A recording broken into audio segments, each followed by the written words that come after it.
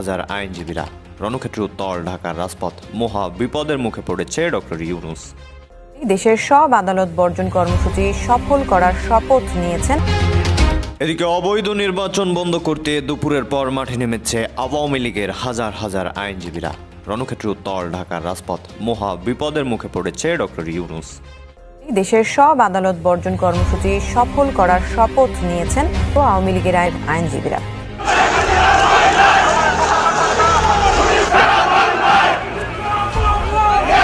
দেশের সব আদালত বর্জন কর্মসূচি সফল করার শপথ নিয়েছেন আওয়ামী লীগের আইনজীবীরা।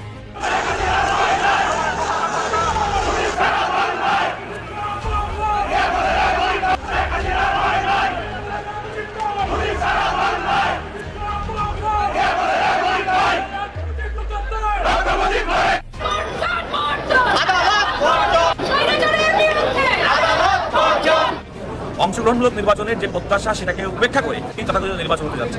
আমরা আজকের এই কর্মসূচি পালন করছি এবং আমরা একটা মেসেজ দিতে চাই যে বাংলাদেশের যে সর্বক্ষেত্রে সর্বগ্রাসী যে সরকারি দল এবং তাদের অবৈধ প্রভাব, তার থেকে আমরা আমাদের আদালত অঙ্গন বিচারাঙ্গন যে মুক্ত নয় এবং সে কারণে মানুষ ন্যায় বিচার থেকে বঞ্চিত হচ্ছে, এই বিষয়টি সুস্পষ্ট করার জন্য আজকে আমরা আদালত বর্জনের মতো কঠিন কর্মসূচি আমরা পালন করছি। এবার দেশব্যাপী আদালত বর্জনের কর্মসূচি আওয়ামীপন্থী আইনজীবীদের। ফেব্রুয়ারি 12 তারিখ অন্তর্বর্তীকালীন সরকারের অধীনে যে গণভোট ও নির্বাচন হতে যাচ্ছে সেটা সংবিধান মেনে হচ্ছে না।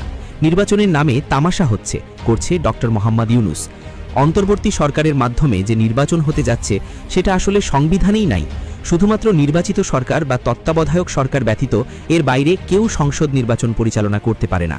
কিন্তু ডক্টর ইউনূস সংবিধানকে বুড়ো আঙুল দেখিয়ে মন গড়া বিতর্কিত নির্বাচন করতে যাচ্ছে। তাই সেটার প্রতিবাদের অংশ হিসেবে এই অবৈধ নির্বাচনের প্রতিবাদে দেশব্যাপী আদালত বর্জনের কর্মসূচি দিয়েছে আওয়ামী লীগপন্থী আইনজীবীরা।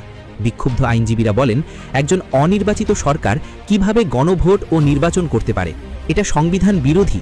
আমরা দেখতে পাচ্ছি এটি একটি তামাশার নির্বাচন ছাড়া আর কিছুই না। তাই আমরা এই নির্বাচনকে ঘৃণা ভরে প্রত্যাখ্যান করে সারা দেশব্যাপী আমরা আদালত বর্জন করার সিদ্ধান্ত নিয়েছি।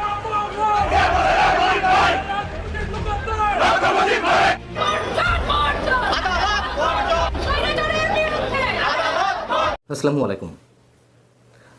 ভারতের সেনাবাহিনীর প্রধান জেনারেল উপেন্দ্র দ্বিবেদী তিনি বাংলাদেশের বিষয়ে বেশ কয়েকটি মন্তব্য করেছেন, বেশ কয়েকটি ইঙ্গিত দিয়েছেন। এগুলোর কোনো কোনোটি আমাদের জন্য আশাব্যঞ্জক, কোনো কোনোটি অবশ্যই খুবই উদ্বেগের এবং আশঙ্কার। ভারতের সেনাবাহিনীর একটি বার্ষিক সম্মেলন ছিল বুধবার। সেই সম্মেলন উপলক্ষে নয়াদিল্লিতে আয়োজিত একটি অনুষ্ঠানে তিনি মন্তব্য করেছেন, জানিয়েছেন যে বাংলাদেশ এবং ভারতের সেনাবাহিনীর মধ্যে নিয়মিত যোগাযোগের চ্যানেল প্রতিষ্ঠিত হয়েছে এবং এই যোগাযোগটি একাধিক চ্যানেলে চলছে। কি সেই যোগাযোগ?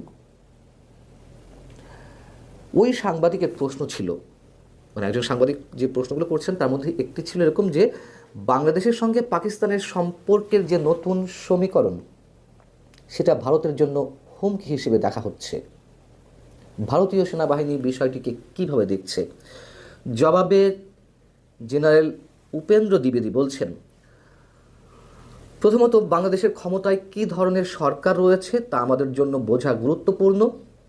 যদি এটি একটি অন্তর্বর্তী সরকার হয় তাহলে দেখতে হবে যে তারা যে পদক্ষেপগুলো নিচ্ছে সেগুলো আগামী 4-5 বছরের জন্য নাকি আগামী 4-5 মাসের জন্য। দর্শক, একটু বলে রাখি, তার এই যে মন্তব্যটি এটি খুবই গুরুত্বপূর্ণ। আমি আসছি সে বিষয়ে, অবশ্যই কিছুটা ব্যাখ্যা তো রয়েছে তার এই বক্তব্যের।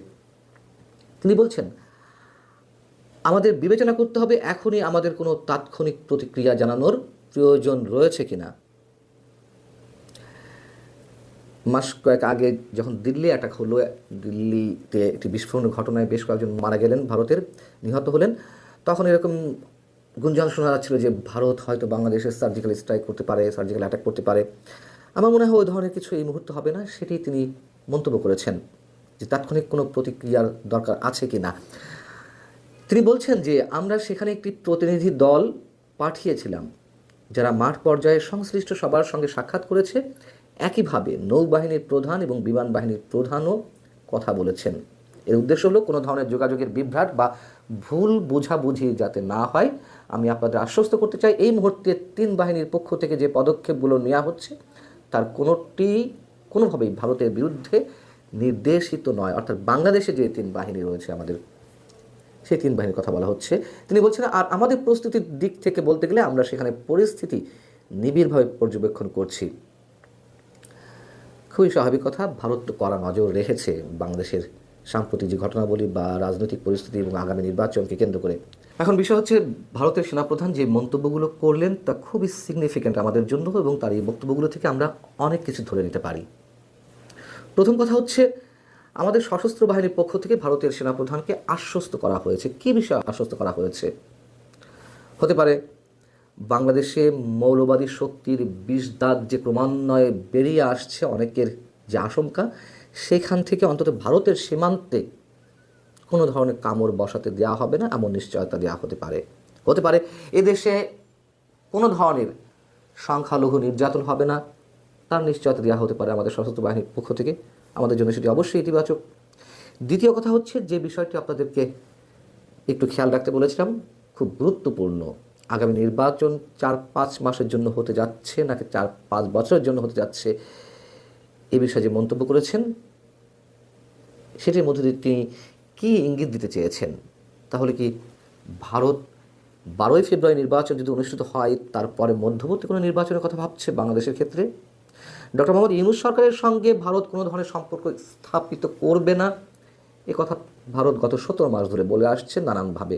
বাংলাদেশে মৌলবাদী শক্তির উত্থান যে ঘটছে, তা তো শুধু আর ভারত বাংলাদেশের আলোচনার মধ্যে সীমাবদ্ধ নেই।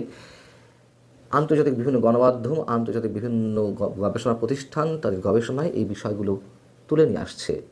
পাকিস্তানের সঙ্গে যে বাংলাদেশের অতিমাত্রায় সখ্যতা, মানে ইতিহাসের সর্বোচ্চ পর্যায়ে সখ্যতা, তা তো অনেকের কাছেই উদ্বেগের। সেই জায়গা থেকে আগামী 12 ফেব্রুয়ারি নির্বাচনের মাধ্যমে কি হতে যাচ্ছে সে বিষয়ে নিশ্চয়ই ভারত এখনও সন্দিহান। যদি জামাত নিয়ন্ত্রণাধীন জোট, এনসিপি সহ তাদের যে জোট, সেই শক্তির উত্থান ঘটে, অথবা ভারত বাংলাদেশে এই নির্বাচনের মাধ্যমে যে ধরনের সরকার দেখতে চাচ্ছে সেটি যদি তাদের প্রত্যাশা অনুযায়ী না হয়, তাহলে পরবর্তী 4-5 মাসের মধ্যে তারা কি ভিন্ন কোনো কিছু কথা ভাবছে? এ প্রশ্ন অবশ্যই আমাদেরকে ভাবাচ্ছে। পাকিস্তান থেকে আবার JF-17 যুদ্ধবিমান কেনার কথাবার্তা চলছে বাংলাদেশের পক্ষ থেকে। ভারতের বিচ্ছিন্নতাবাদীদের বাংলাদেশে আশ্রয় দেওয়ার ঘোষণা দেওয়া হয় এনসিপির কোনো শীর্ষ নেতার পক্ষ থেকে বা হাসনাত আবদুল্লাহদের পক্ষ থেকে। আনন্দবাজার দাবি করে যে ভারতের বিচ্ছিন্নতাবাদী সংগঠন উলফার নেতা পরেশ বড়ুয়া বাংলাদেশে আশ্রয় নিয়েছে। এনসিপি সহ এরকম কয়েকটি রাজনৈতিক সংগঠন বা রাজনৈতিক শক্তির নেতাদের পক্ষ থেকে যখন হুমকি দেওয়া হয়, অসংখ্যবার হুমকি দেওয়া হয় ভারত সীমান্তে আক্রমণ করার কিংবা 7 সিস্টার্স বিচ্ছিন্ন করার হুমকি দেওয়া হয়, এগুলো তো কোনোটাই ভারতের জন্য সুখকর কিছু নয়। বাংলাদেশের সংখ্যালঘু নির্যাতনের অভিযোগ থেকে যদিও কোনোটির ক্ষেত্রে ভারত অতিরঞ্জিত অভিযোগ করেছে, এটাও সত্য। যাই হোক, সে ধরনের অভিযোগ থেকে এখন বাংলাদেশ ভারতের মধ্যকার যে ক্রীড়া অঙ্গন, সেই অভিযোগের বা ভারতের যে বিরূপ মনোভাবের কালো ছায়া সেখানেও পড়েছে। এগুলোর কোনোটি আমাদের জন্য সুখকর কিছু নয়। অতএব ভারত নিঃসন্দেহে কড়া নজর রাখছে আমাদের উপরে। ভারত পায়ে পাড়া দিয়ে আমাদের সাথে সংঘর্ষ জড়াতে আসছে নাকি আমরা ভারতের পায়ে পাড়া দিয়ে সংঘর্ষ বাঁধাতে চাইছি, যুদ্ধ বাঁধাতে চাইছি, সেগুলো নিশ্চয়ই বিবেচনার দাবি রাখে। এবং সেনাপ্রধানের সঙ্গে, আমাদের সেনাপ্রধান জেনারেল ওয়াকারুজ্জামানের সঙ্গে উপেন্দ্র দ্বিবেদীর যে নিয়মিত যোগাযোগ, সেটি আমরা জানি যে নিয়মিত যোগাযোগ আছে। এর আগে তিনি মন্তব্য করেছিলেন গত বছরের বার্ষিক সম্মেলনে সেনাবাহিনী সে দেশের, তিনি মন্তব্য করেছিলেন যে 2024-এর 5 আগস্ট যা কিছু ঘটেছে সেই মুহূর্তে আমাদের জেনারেল ওয়াকার সাহেব এবং উপেন্দ্র দ্বিবেদীর মধ্যে নিয়মিত যোগাযোগ ছিল, এই মন্তব্য তিনি করেছিলেন। সব মিলিয়ে আগামী নির্বাচন অবশ্যই এখনো পর্যন্ত অনেক সন্দেহের দোলাচলের মধ্যে রয়েছে।